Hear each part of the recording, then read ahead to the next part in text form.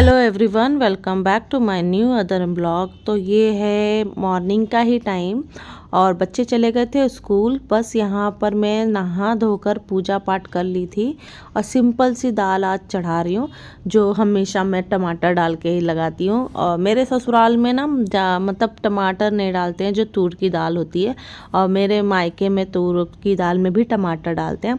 तो बस हल्का सा ही मैंने मतलब एक टमाटर डाल दिया, धनिया तो बाद में छिड़क दूंगी, और फिर इसमें हल्दी और नमक डालकर उबाल दूंगी, और इसमें डाला था हींग।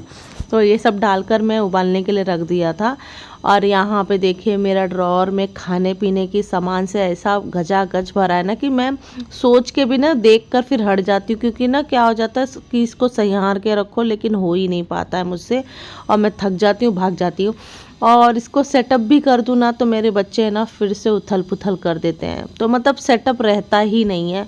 और यहाँ पर बच्चों का छुट्टी लग गया था 2 दिन का रक्षाबंधन के लिए, तो बस यहाँ पर मैंने उसी दिन मैंने भिगा दिया था इनका बैग।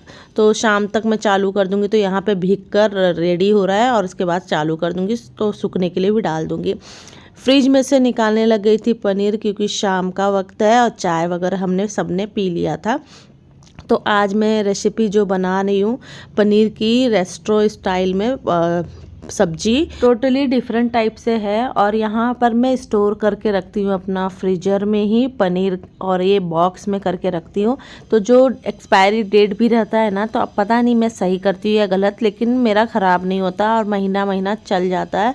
तो एक ही बार जब जाती हूँ तो स्टॉक भरा लेती हूँ पनीर के 10-12 पैकेट या 15 पैकेट, तो मेरा चल जाता है। और यहाँ पर गूंदने लगी थी आटा, तो आटा निकालने लग गई थी, और अथर को दे दिया था शाम को दूध और चोकोस वगैरह, तो बच्चे खा लिए थे और उनको जाना है कराटे। अथर को तो निकाल दिया क्योंकि बहुत परेशान करने लग गया था, तो इसीलिए उसको अभी नहीं भेजती हूँ मैं कराटे। तो ये इसने दूध और चोकोस वगैरह खा लिया था।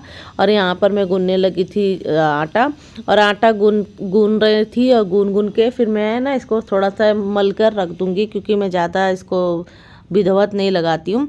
और यहाँ पर मैंने निक्की को बोला था बर्तन धोने के लिए, तो उसकी दद्दी ने ना उस पे प्यार छलकाने लग गई। अब बोल रही है कि नहीं तू जा, मैं धो लेती हूँ। और वो खुशी के मारे उसका ठिकाना नहीं है, और देखिए दद्दी उसकी धो रही है और उसको धोना नहीं है बर्तन। तो मतलब आ गई थी धोने के लिए, लेकिन उसकी दद्दी ने मना कर दिया कि नहीं जाने दे, छोड़ दे, जान दे, छोटी बच्ची है, छोटी बच्ची करके छोड़ दिया इसको। और मैंने बोला कि नहीं, इसको छोटे मोटे काम में ज़रूर आना चाहिए, सब कुछ आना चाहिए। तो यहाँ पे मैं बनाने लग गई थी पालक पनीर। तो यहाँ पे मैंने पालक को अच्छे से धो लिया था, कट कर लिया था, और इसको एक उबाल खाली मतलब स्टीम देना है हल्का सा। और यहाँ पर ये स्टीम देकर हो गया था, ठंडा होने के लिए छोड़ दिया था। मिक्सर जार में मैंने पालक ले लिया है, उसमें मैंने कोरिएंडर डाल दिया है, धनिया की पत्ती, और अच्छे से इनको ग्राइंड कर लिया था, बहुत अच्छा पेस्ट बना लिया था। कढ़ाई में डालूंगी मैं तेल, और तेल डालने के बाद ना ये गरम अच्छे से हो जाएगा। और यहाँ पे देखिए ना, मेरा जो तेल है ना राई का मैंने यूज़ किया है, थोड़ा सा डाला था जीरा, थोड़ा सा अच्छे से तड़क भड़क जाएगा तो उसमें डायरेक्ट मैं डाल दूंगी अनियन। और ये टोटली डिफरेंट टाइप में बना रही हूँ मैं, तो ज़रूर आप लोग ट्राई करना।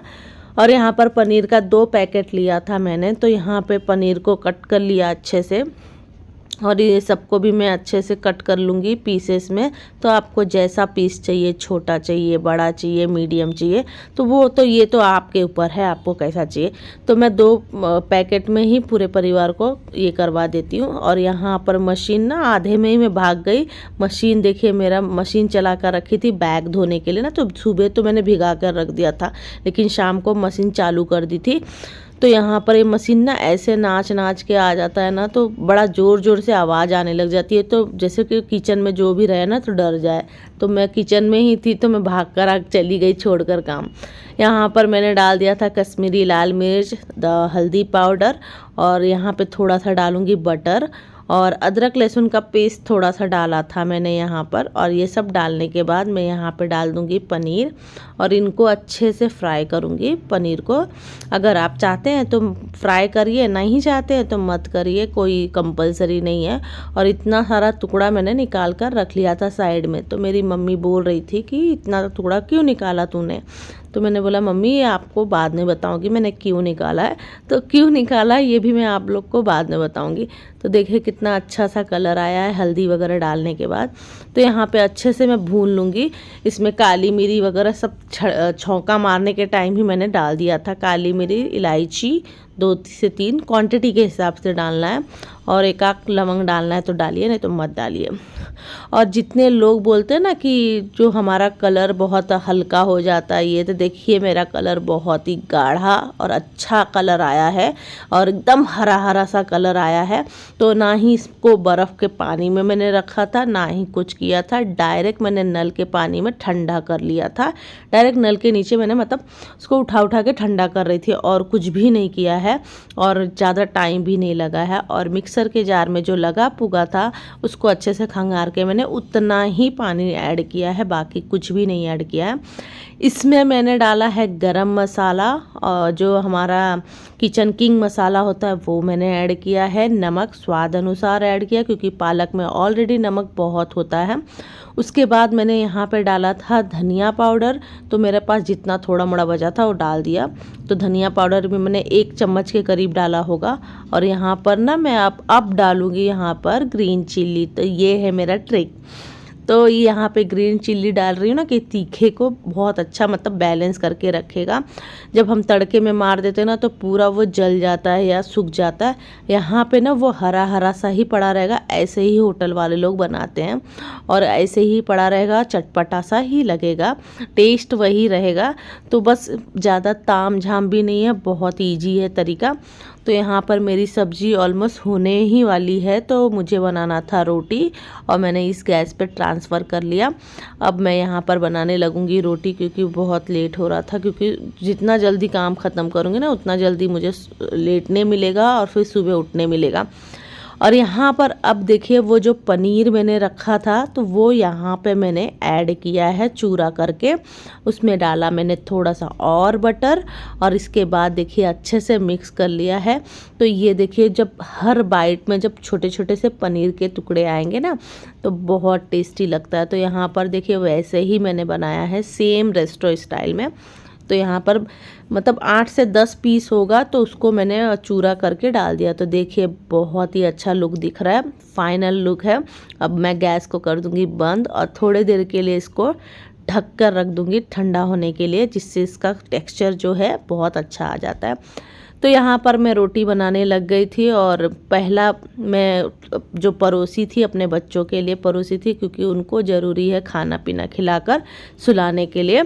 तो यहाँ पर मैंने थोड़ा सा इनका भी खाना डेकोरेट कर दिया था, क्योंकि बड़ों का डेकोरेट करने के लिए मुझे बहुत टाइम लगता, तो इसीलिए बच्चों का थाली मैंने तैयार कर दिया था अनियन के साथ। तो ये देखिए बहुत अच्छा सा थाली तैयार हो गया। मेरे बच्चे बहुत खुश हो गए थे खाना खाकर, उनको बहुत पसंद आया था।